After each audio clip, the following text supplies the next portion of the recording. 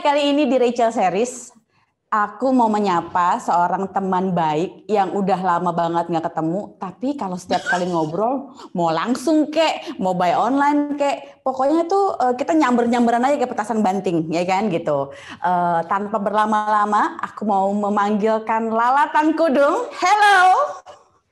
Hai Rachel, it's been a while. Gilingan gue ketemu terakhir sama lo tuh kayaknya di tahun 1998 ya. Lama banget.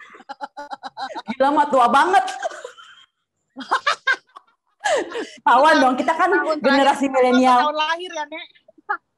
Aduh. I'm good ya.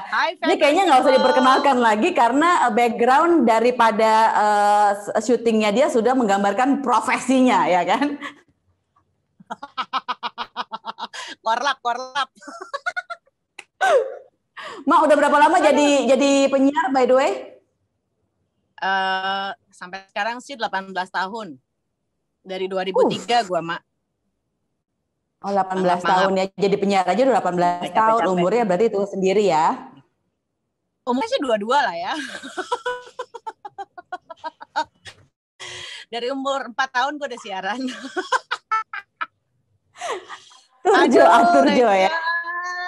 Tuh kan pertanyaannya kita kalau ngobrol. Selain penyiar. Ya. Iya, asli jarang banget ngobrol. Selain penyiar nih, kesibukannya Lala Tangkudung apa aja sih? Siaran iya, ngajar juga iya, lebih fokusnya ke public speaking sih ya, bukan ngajar anak SD, SMP, SMA. Terus aku juga punya lapak online, ya begitulah urusan mak-mak, kan harus bisa multitasking gitu, biar bisa punya dana multifungsi lah. Berat hidup di ibu kota, Bu. Setuju. Itu namanya tahu diri ya, karena banyak mau, jadi harus sediakan dana multifungsi sendiri ya kan, swadaya Mak ya kan. Ember. Yang menarik ini adalah gini nih ya, kenapa aku sebetulnya mau ngundang Lala karena kebetulan adalah Jeng Lala ini gitu. Asik. Tapi kalau diperhatikan nih di dunia Instagraman dan perjualan online, Lala Tangkudung ini sudah punya sebutan baru, polisi online katanya gitu kan, polisi penipuan ya kan. Itu gimana ceritanya awalnya lu bisa jadi polisi online itu sih, Mak?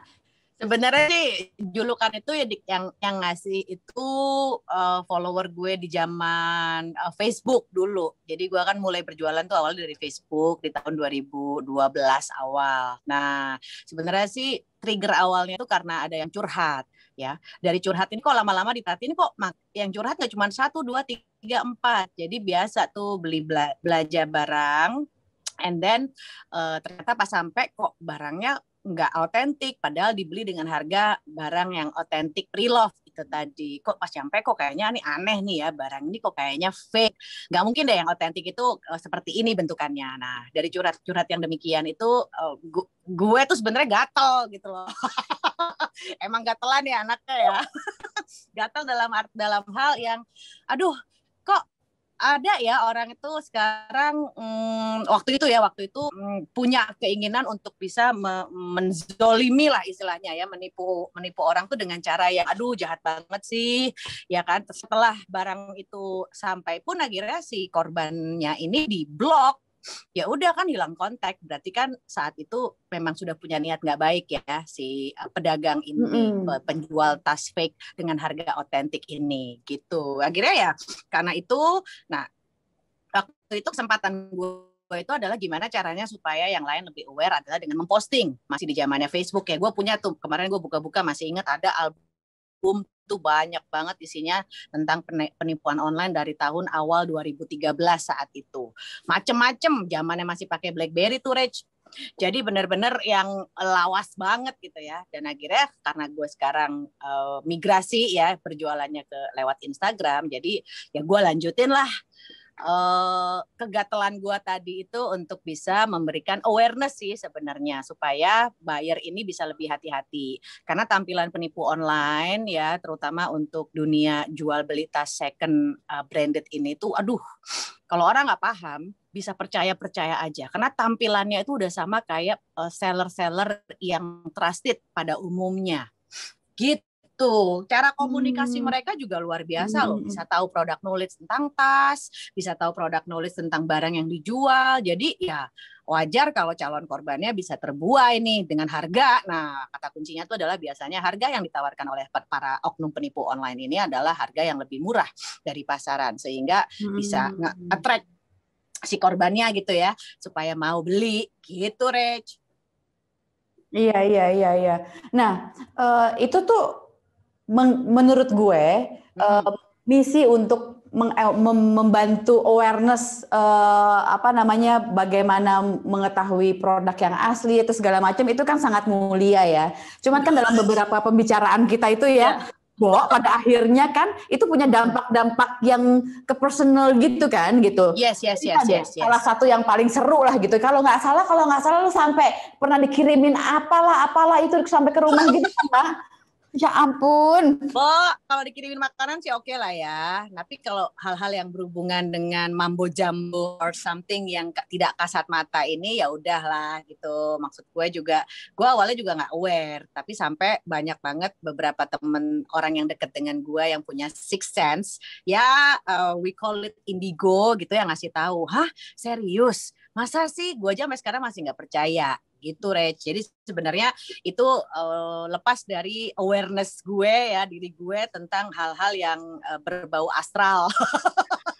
Tapi sih puji Tuhan gue sampai sekarang masih sehat walafiat, masih hidup gitu ya, masih bisa ngobrol sama lo ya. Mudah-mudahan apa yang dikirim dalam bentuk hal-hal yang tidak kasat mata itu ya berbalik ke yang ngirim deh. Penerima tidak ada.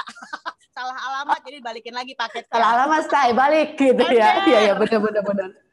Tapi nih yang ya gue nggak tahu ya ini pertanyaannya harus lu jawab sih sebetulnya. Kok lu nekat? Kok maksudnya kok lu nggak kapok gitu kan? Setelah itu nggak kapok dan terus menerus. Nah, gini, sebenarnya sih ada yang lebih dahsyat sih, Rach, dari ini ya, dari hal-hal yang berhubungan dengan yang tidak kasat mata itu tadi ya. Gue tuh pada akhirnya gitu kan, karena sesuatu yang tadi lu bilang, kok gue nggak kapok ya. Nah, saat ini tuh gue tuh mendapat gugatan,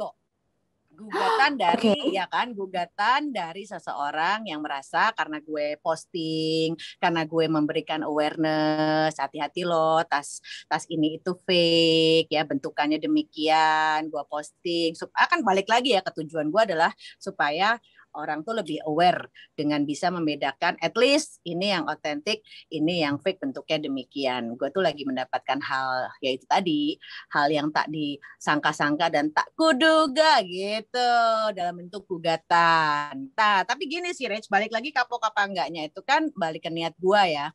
Kalau seandainya dengan kontribusi gue ini semakin banyak calon-calon pembeli yang berbelanja online tuh merasakan nyaman ya karena awareness-nya udah gue kasih, ya kenapa enggak, kenapa gue harus kapok gitu kan, toh gue juga sebenarnya menjaga nama baik seller juga yang lainnya ya, karena jujur karena beberapa waktu lalu itu banyak sekali kasus-kasus penipuan online, nah jadinya itu banyak juga yang banyak customer juga yang merasakan bahwa aduh gue nggak mau belanja online.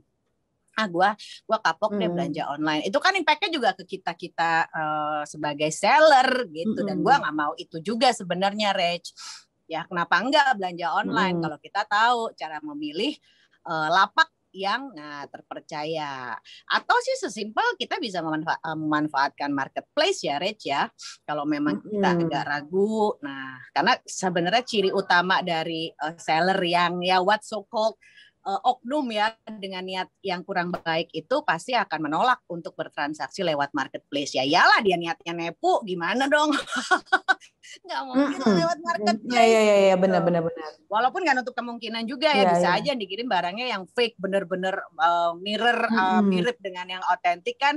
Balik lagi ke si buyer yang harus lebih smart dalam mencermati hal yang demikian. Gitu, Rach. Iya betul. Oke, Mambo Jambo lewat dia tetap jalan terus ya.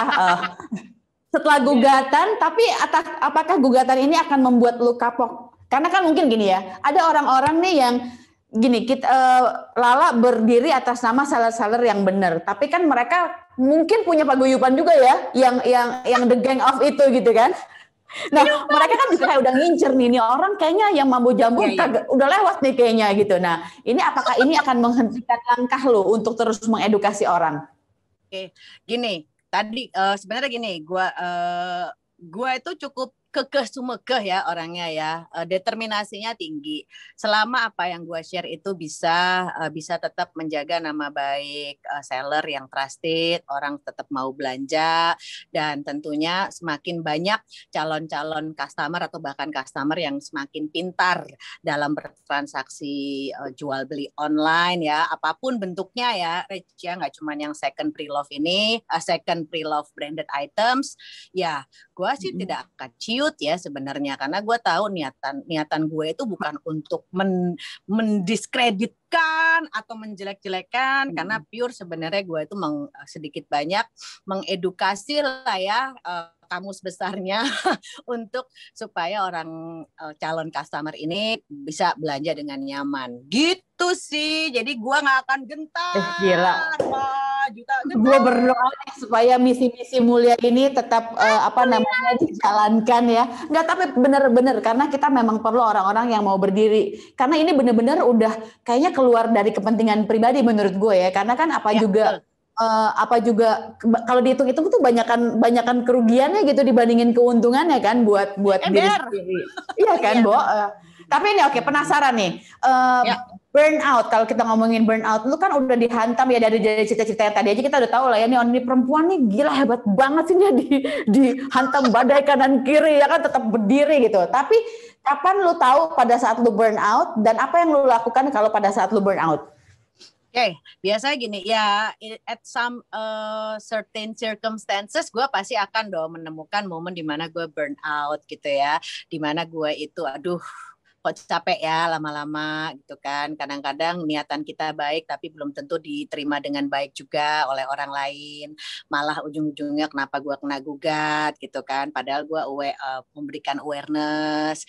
Gue juga, kenapa ya orang tuh kok gak mau introspeksi diri. Udah tahu ditegur pelan-pelan, nggak terima malah ngegugat dan lain-lain. Ya kan macam-macam ya reaksi orang ya terhadap apa yang gue lakukan. Biasanya sih yang gue lakukan itu adalah contemplate sih. Lebih ke kontemplasi, gue itu lebih banyak merenung apa yang what is it for me gitu, dan gue akan menimbang-nimbang kembali apa sih yang gue dapetin dan apa yang udah gue kontribusikan itu dia berjalan ini nggak sih, seimbang nggak sih, kalau banyak yang bikin banyak susah ke guanya ya kenapa gue lanjutin, tapi ujung-ujungnya tetap aja tuh Rach. Walaupun gue pikir-pikir banyak ruginya, istilah bukan rugi ya, banyak masalahnya di gue gitu ya, tapi tetap aja sih maksudnya ya karena balik lagi gatel itu tadi, gue gemes banget sama orang-orang yang bener. Demikian gitu, gimana ya. Kita capek-capek membangun image ya kan supaya orang tuh belanja nyaman di lapak online, dihancurkan oleh beberapa orang yang demikian gitu sih Rach. Iya gila. Tapi memang ini one in a million perempuan satu ini. Gila. Maksudnya kalau nanti dijual jadi laku keras gitu, Mak. Harganya tinggi banget karena one in a million. Iya benar. Pertanyaan terakhir. Self love itu buat Lala Tangkudung apa sih? Sesimpel as I truly appreciate gitu ya myself. Gue tahu kapasitas gue tahu kapan gue harus lebih menghargai diri, lebih memperhatikan diri dan keluarga gue gitu ya, dan gue bisa berbagi dan mudah-mudahan gue akan bisa memberikan banyak manfaat untuk orang lain juga. Itu sih salah satu how to appreciate myself sih, through that self love itu sendiri. Wow, dahsyat ya Nei. Kok gue bisa ngomong kayak gitu? Jarang-jarang nih. Jarang-jarang gue mendengar kata-kata ini dari lu ya, Mak. Gue juga jarang tadi ngomong kayak gitu, Mak. Oke, thank you so much ya. Sukses selalu, jangan berhenti. Mudah-mudahan terus kuat menginspirasi, Mak. Thank you. Thank you, fabulous people. Bye, Rachel. Bye.